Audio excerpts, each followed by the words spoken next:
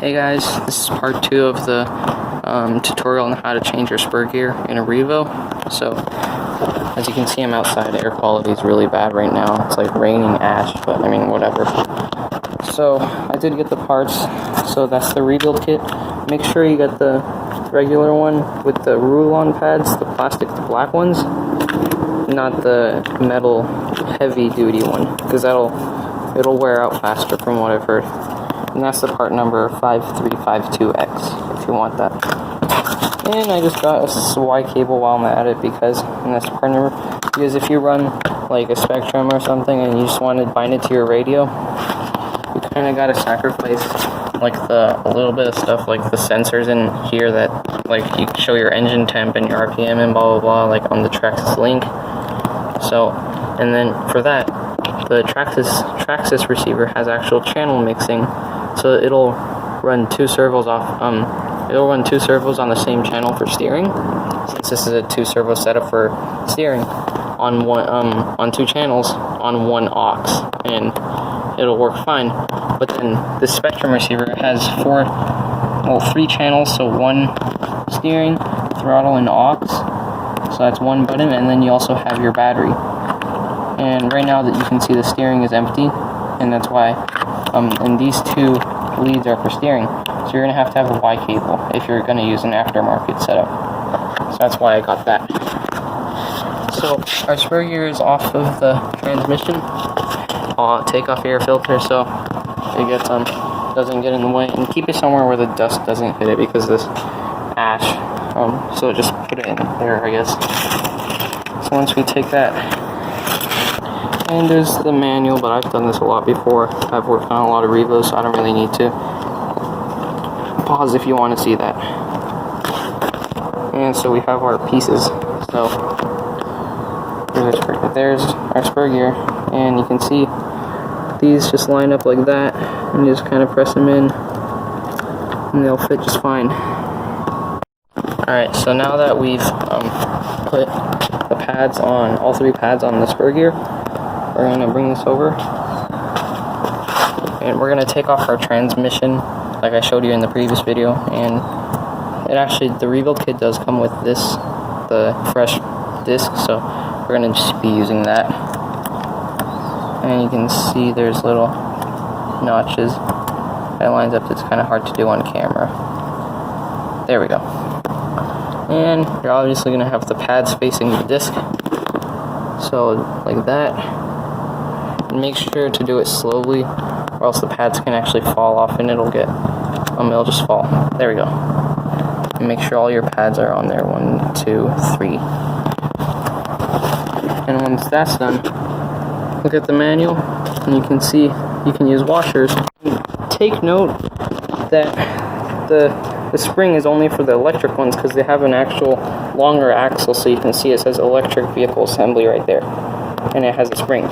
And this is the nitro, is what we're doing, so we have washers. So I just like to use fresh washers just because they're included. You can see one, they all face a certain direction, like this one, so you're going to want to have them facing each other. Shoot, focus. There we go. So you can see they're facing one direction. I don't know if you can see that on camera. Yeah, you can kind of see that. Sorry for the shaking. Dang mosquitoes. And we're going to take our larger nut and have our hex driver bit, and we're going to put the washers on. So make sure, as you saw, have them facing each other. So that's one washer in there, and our other washer in there. See, they're facing against each other. And we're going to take our nut, just thread it on there, and get our driver bit. Mosquito. Dang. Bit my arm. And we're gonna alright. And always make sure that you hold the spur gear while doing this, because it's actually kind of hard. I mean, get back to you. Just tighten this as tight as possible. Good tip is when it's still loose and your threads are kind of tight, like maybe they use thread lock. You're gonna want to. This is a good tip. So you're gonna have your Allen key. You see this little axle right here? You're gonna stick it in that hole. You're gonna do it like that, and that way it doesn't turn anymore. So you can freely do it without having to hold, because the Allen key kind of holds it in place. Now as tight as possible as it can get, and just stop there. Don't tighten it anymore, or else it won't slip and it won't do its job, and there'll be no point of the slipper assembly. That's done, and you have your slipper assembly fully mounted and it's good to go. You're going to want to put back your throttle linkage and make sure that this thing is on before you screw everything in. So this thing goes into that like that. See, I did it off camera because it was taking too long.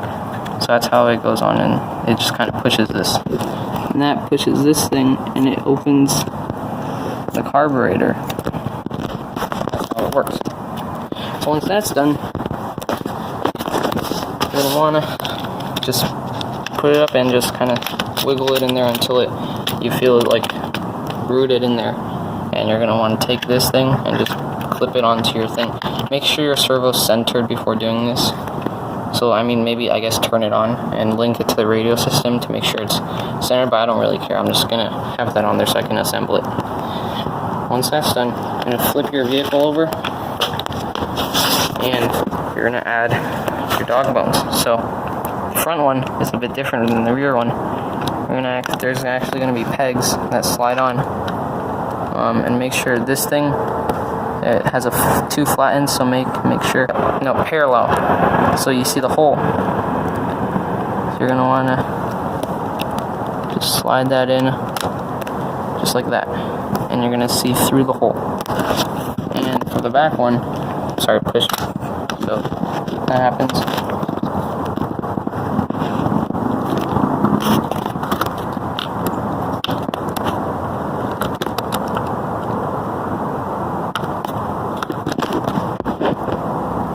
Just slide it in there. I can't do it on camera. If you need clarification, that's how it's all mounted out. And once that's done, you're going to take your two grub screws like this. These ones, so you have two of these for each dog bone. And you're going to look at your Allen keys and see which one fits. So, does this one fit? No, it does not. This one fits. Alright. So many mosquitoes today for some reason. Oh, wrong hole. There's going to be only one hole for each one. So you're going to turn this over, or just move the wheels, and just like that. You have the right side, so just put them in with your finger to make sure they don't slide out. And then just your Allen key and just twist and just start screwing them in. Now that's done, and your grub screws are fully screwed in. You want to flip it over again, and you're going to see that there's two holes. So actually you didn't need to flip it over, and we're going to take our cover, which is this thing. It says TRX on it, and it has 4 screws. It's pretty big screws. So we're going to make sure that this little edge that sticks out this way is going to be facing the rear, and you're going to want to put it in and just make sure the screws kind of go into the 4 holes. And we're going to take an Allen key, I think it's this one, yep, and we're just going to start threading these in. Well, that's it for this tutorial, guys. Yeah, we just mounted the little plate, the cover, and we're good to go. Just always make sure to put back on your air filter and make sure your radio system works. So that's it, guys. Thanks for watching, and I'll see you next time.